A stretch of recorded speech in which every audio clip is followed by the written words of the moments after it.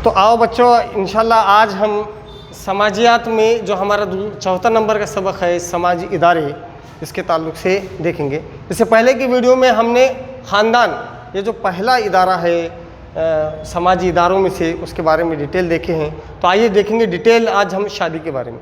बच्चों, मैं आप लोगों को बता दूं कि शादी ये जो इदारा है हमारी ज़िंदगी में सबसे ज़्यादा इम्पॉर्टेंट है।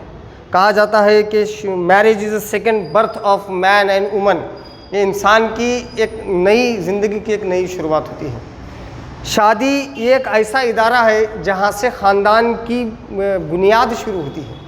इंसान या किसी भी समाज में ऐसा कोई समाज नहीं है, दुनिया में ऐसा कोई समाज नहीं है कि जहाँ पर शादी नाम का इदारा काम नहीं करता होगा या शादी वहाँ पर किसी समाज में नहीं होती। ऐसा कहीं भी नहीं हो सकता।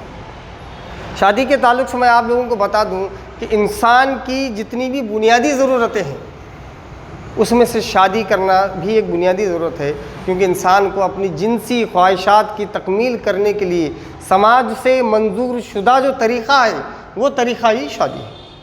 हाँ, शादी के तौर तरीक़े अलग अलग हो सकते हैं। हिंदू समाज में कुछ अलग है, मुस्लिम समाज में अलग हैं, सिख समाज में, ईसाई समाज में तौर तरीक़े अलग हो सकते हैं, लेकिन ये बड़ा प्रचलित इदारा है जिसे जो औलाद जन्म लेती है उनको समाज अच्छी निगाहों से देखता है। शादी की डेफिनेशन अलग अलग समाजी माहिर लोगों ने की है। उसमें से ग्लेन और गिलेन की एक बेहतरीन और सिंपल और सादी डेफिनेशन ये है कि ग्लेन एंड गिलेन कहता है कि शादी औलाद पैदा करके ख़ानदान की बुनियाद डालने का समाज से मंजूर शुदा तरीक़ा है।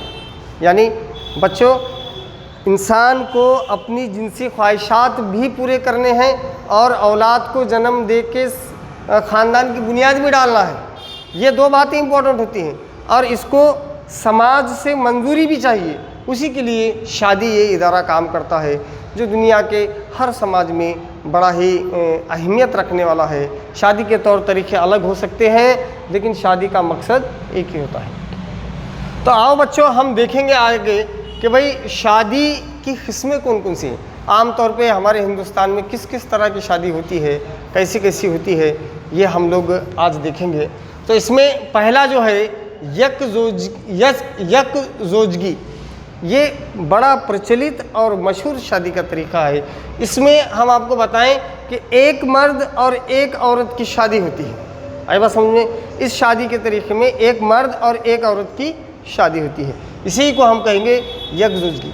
इसके ताल्लुक़ से मैं बता दूं कि हिंदुस्तान के बहुत सारे मशहूर जो फैमिलीज़ हैं, तबक़े हैं, समाज हैं, कबीले हैं, ख़ानदान में हैं, ये लगभग सभी जगह पर यकजोजगी की शादी होती है, जहाँ पर एक मर्द की शादी एक औरत के साथ होती है और सेहतमंद औलाद जन्म लेती है। छोटा सा मुख्तसर सा ख़ानदान होता है और ज़्यादातर समाजों में इसी तरह की शादी होती है।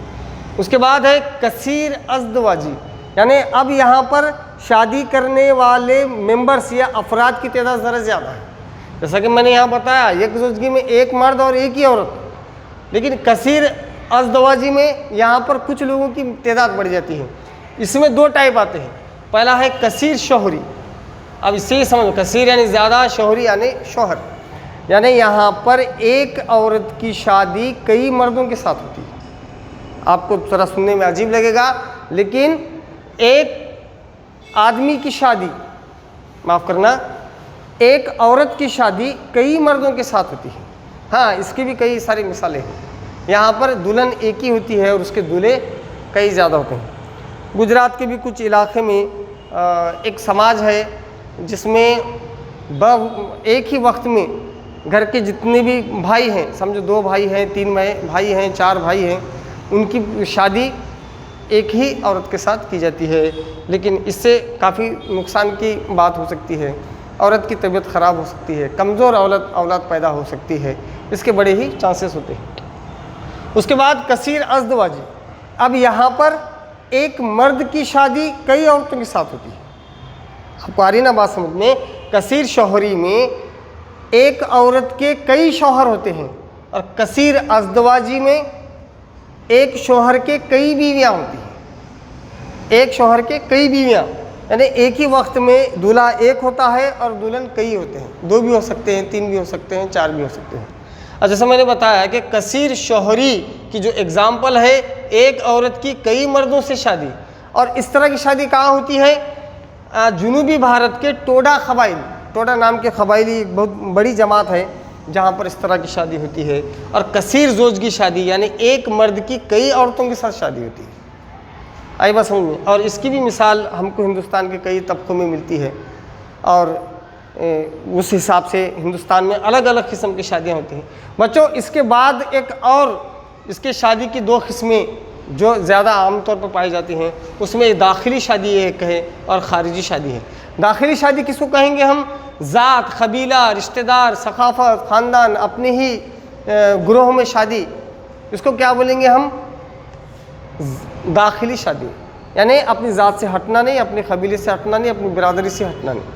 और इसका बरक्स उल्टा है ख़ारिजी शादी।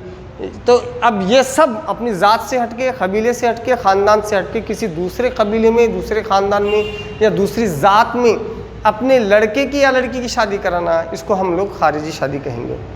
अलबत्ता ख़ारिजी शादी हमारे हिंदुस्तान की एकता को मजबूत करने में बड़ी काम की चीज़ है। ऐसा मुझे समझ में आता है कि अगर इस तरह का चलन होगा तो हमारे पास जो ज़ात पात का निज़ाम है, ज़ात पात के जो झगड़े हों, ये ख़त्म हो सकते हैं। बहरहाल बच्चों, बड़ा ही इंटरेस्टिंग और सादा सिंपल छोटा सा ये हमने टॉपिक देखा। शुक्रिया। तो बच्चों, इसी टॉपिक पे मैं आप लोगों को थोड़ा सा और नॉलेज में इजाफा करना चाहूँगा, आपकी स्टडी के लिए आसान होगा कि ये टॉपिक पे किस तरह का सवाल आ सकता है। ये सवाल अगर आपको 10 मार्क के लिए आ जाएगा तो पूरा पूछेगा कि शादी किसे कहते हैं, शादी की तारीफ़ बयान कीजिए और शादी के अक़साम या किस्में क्या क्या हैं बताएं। ये एक सवाल हो सकता है। और जोड़ियाँ लगाओ में भी आ सकता है एक जोजगी, या फिर ऐसा सवाल आ सकता है कि भाई दाखिली शादी से क्या मुराद है, या फिर ऐसा भी सवाल आ सकता है कि कसीर शोहरी और कसीर जोजगी का फ़र्क वाज़े कीजिए। यानी अगर इसकी टोटल स्टडी हो जाएंगी तो ये ऑब्जेक्टिव्स में भी पूछा जाएगा और 4 मार्क के लिए भी एक आधा ऐसा सवाल हो सकता है कि भाई जैसा कि कसीर अज़दवाजी शादी किसे कहते हैं और उसके कौन कौन से अक़साम हैं। 4 मार्क के लिए इस तरह का भी सवाल आ सकता है। बड़ा आसान है, 1 से 2 मरतबा अगर आप इसकी स्टडी कर लेंगे तो इंशाल्लाह आप लोगों को इसमें कोई डाउट नहीं रहेगा। शुक्रिया।